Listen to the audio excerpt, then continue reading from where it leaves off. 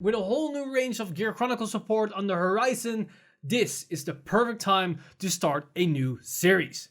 This is the road to Nextage.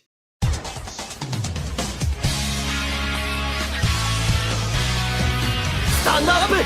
Vanguard! Hey Cardfighters, welcome back to a brand new series, and in this series we're gonna take a look at all things Gear Chronicle. With the new support there's gonna be a lot of stuff about Gear Chronicle that's gonna be released, and that allows me to do the thing that I like to do most, and that is analyze and discuss all things Gear Chronicle. And there will be a lot to cover in this series, as we have the prospect of Astro Force that's coming very soon, and afterwards we have the Chrono Dragon trial deck. And after that, we even have the extra booster set with Try 3 Nextage. And of course, the cherry on top, we also have the new stride for Gear Chronicle that's going to be introduced in the Premium Collection set, Premium Collection 2020. But that is for the far future. Right now, I want to take a look at the things that we already know and that's been revealed / leaked to us. And in this episode, I only want to take a look at the 4 cards that has been revealed with their official skills. Yes, we also have the pseudo skills revealed from the anime episodes for Chrono Tiger and its support cards, but there's a highly likely chance that that card will be featured in tomorrow's live stream, as last week we already had Angel Feathers, so don't suspect them to be yet again to be the main feature on the live stream. So there's a 50-50 chance that either Genesis or Gear Chronicle is going to be featured. So depending on what's going to happen on the live stream, the next episode we're probably going to speculate about Chrono Tiger Rebellion and Chrono Fang themselves. And of course, in a future episode, I'm going to speculate about Chrono Dragon himself, and then of course the big boy Chrono Dragon Nextage. Now with that explained, let's jump right into the 4 cards with their skills, so we have a glimpse of understanding what this new Gear Chronicle is going to do, as they're going to strive away from the already existing build that focuses on binding. So that means we have a lot to analyze and a lot to discuss, as this is going to be something unique. As the first card we're going to talk about is this Grade 2 Steam Engineer Shulia, and her ability is very simple. It's auto. When this card is discarded from hand during your turn, you may call this card to the rearguard circle as rest. So the only thing that we can combine this with in the previous support is either Lost Legends Pseudo Stride discard cost, and of course we have Manene that can discard and then potentially draw. But with Manene, you rather want to discard a higher grade, and if you discard this, you can place it onto the field, but it's at rest, and just like with Lost Legend, it's at rest. So it doesn't really do that much. You're not actively minusing yourself, but at the same time, getting that unit resting call on the field also doesn't really do anything for you, as you cannot get benefit from that card until next turn when you can actually stand it.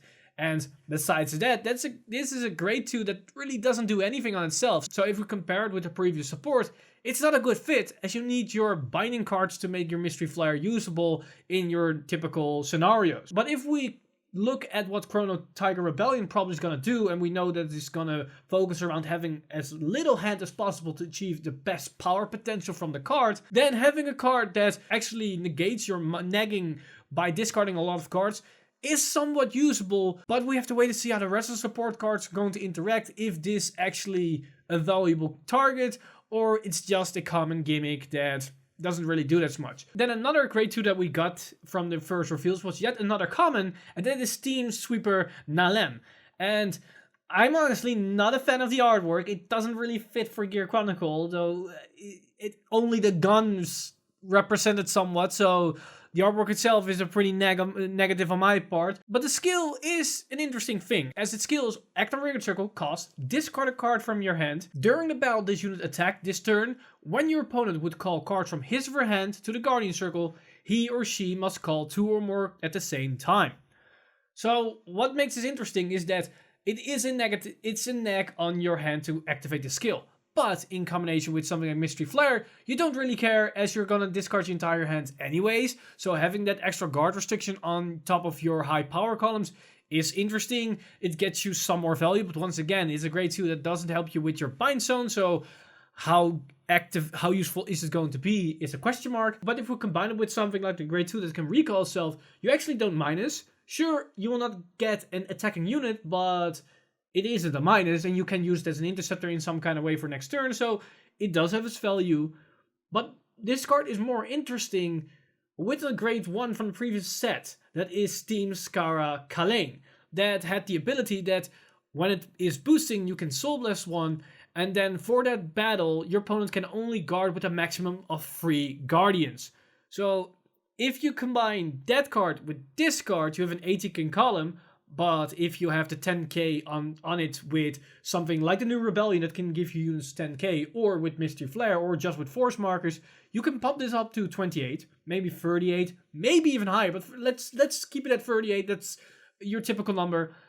Then it's a pretty annoying card for your opponent, as because they can only guard with 3 cards, but they need to guard with at least 2. That means you're limiting the amount of shield they can dedicate to this card as an effective guard against it. But if we speculate with the new ability from Chrono Tiger Rebellion that can minus your opponent's shield value, then this can be very deadly, as Chrono Fang Rebellion had the ability to minus 5k your opponent's shield. We don't know if that's only during the attack from Rebellion or for the entire turn. So we have to wait to see for that skill. If that skill is for the entire turn, this could be an actual pretty strong combo with Kalain to have an extra column that they potentially cannot even guard unless they use the PG. But they also want to use the PG for the Vanguard attack, as that most likely gonna pressure them really hard. So overall, the card on itself, it isn't really that great, having a discard for the Battle Dore.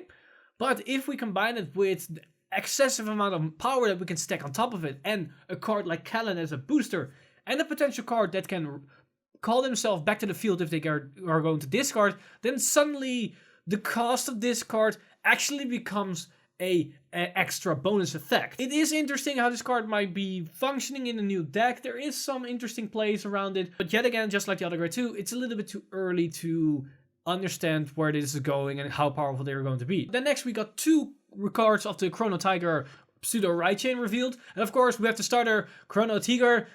It has the draw ability, nothing really special, and of course with the new shield tickets that we're going to get with the new mechanic, this skill will be errata to also be able to attain the shield ticket when you ride up to grade 1 when your opponent is already at a higher grade than you. Then of course we've got the brand new grade 1 for Chrono Tiger, and that is Chrono Tooth Tigar. And I don't know what's up with the artwork.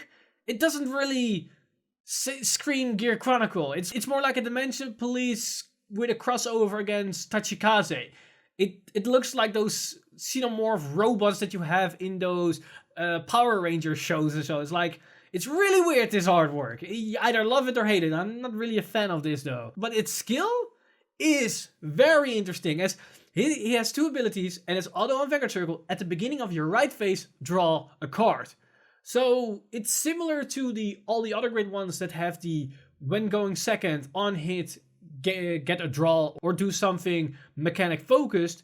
But this is just having it on the Vanguard Circle, and at the next turn you're going to draw an extra card. So you draw for turn, then you draw another one, and then you can write. This is actually pretty good to up the consistency of getting your grade 2 right target as you draw that extra amount of cards on a consistent basis. So yeah, it's a free plus for doing absolutely nothing than only having it on the Vanguard Circle for a turn. You cannot complain about that. But then we have the second ability, and that's where the main bulk of this card shines, and that's auto when this card is discarded from your hand during your turn, so similar to the grade 2, cost, counter +1, draw a card, and call this card to the Vanguard Circle's rest. So yet again, we need to call it to rest, but this card has on top of that skill also the counterblast cost, but you get to draw a card. So you can say it's basically the grade 2, but then with the extra skill, counter +1, draw a card if you're going to recall it thanks to the discard ability. That's actually pretty good, because now you can draw a lot of cards in the early game. If you can discard it for all kinds of abilities, you can do it for the discard ability like Lost Legend, which also is going to be featured on Chrono Tiger. So you can get those extra draws and have more cards to call into the field. You can also combine it with the grade 2 that we just discussed, Sweeper Nael. So there are some neat interactions that can work with this card, and it is just a good generic draw engine in a pretty solid grade 1 that is generic. You can use it in any type of Gear Chronicle deck, and it would make sense. The only thing that's negative about this card, if we take a look at what was shown in the anime episode, it does somewhat conflict against what Chrono Rebellion wants to do with the amount of cards you want in your hand, because this card will draw extra cards, but you actually want to have no cards, almost no cards in your hand to make it useful. So having that extra draws on top of all that doesn't really add up during that specific turn. But aside that, this is actually a pretty solid card. It's not super amazing, but it's a pretty solid support card that's pretty generic. But there's one thing that annoys me about this card and also the grade 2 Steam Engineer Shilia, and that's the fact that they're going to be called at rest. It does make sense if you take a look at Stream Sweeper Nael, as if they would be called at stand, then you could get multi-attacks in a Force Clan just for doing nothing, and you get that extra garter stick on top of that. That would be a bit too strong. But outside that, it would have been so much more synergizable with the rest of your engine and what Gear Chronicle can provide if you could call that standing, as then you get more benefit from the fact that you can discard it for your pseudo stride cost and then call them on in stand position.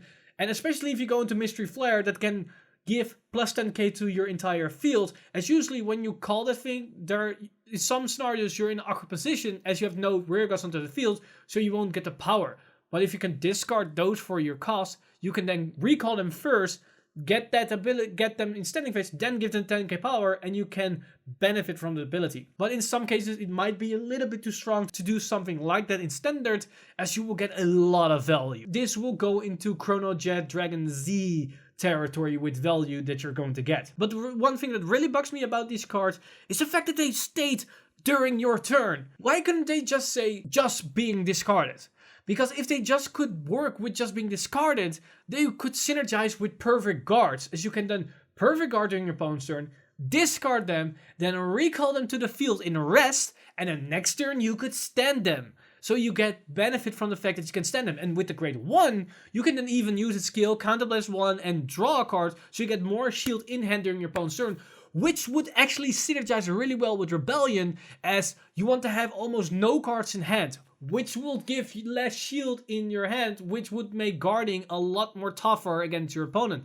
So being able to use this on your opponent's turn when using a PG, and then Counterblast 1 and drawing more cards, is actually pretty damn good, as you can fill your guard potential. Also with the grade 2, you have more incentive to run it, because you can discard it with the PG, call to the front row, and then for another attack, intercept with it. So you get more shield value from one single card, as you get more value out of every single card.